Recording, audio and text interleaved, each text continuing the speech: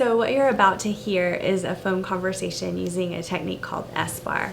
SBAR stands for Situation, Background, Assessment, and Recommendation, and it's a concise communication technique that I can use to report either a change in status or use during shift report to hand off the patient to the next shift. Right now, I'm using SBAR on the telephone to report a change in status, and specifically, I'm going to talk about my patient's pain in his abdomen, and he's also had some changes in his vital signs that I'm concerned about.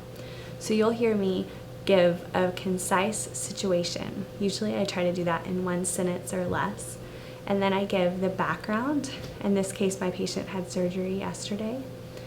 And I'm also going to give assessment data, but I'm going to prioritize the assessment data so that it only includes the assessments that are relevant to my concerns. And last, I'll make a recommendation, or I'll ask for help in this situation. And at the very end, after you hear the provider on the other end of the telephone, you'll hear me repeat back the orders so that I've made sure I've written them down correctly. And in our sim lab, I write down the orders on our writable walls. That way I can have good communication with my teammates. Mr. Anderson's room, this is Ashley. Hi, this is Dr. Moore. Hi, Dr. Moore. I paged you about your patient, Louis Anderson. Yes. I am calling you because he has a lot of pain in his belly. He's the one that had surgery on his appendix yesterday. You did a laparoscopic appy. Yes. Do you remember him? I do remember Mr. Anderson. Okay. What's going on? Well, he just called me into the room. He says he has new pain. It's about 7 out of 10. It feels sharp in his abdomen.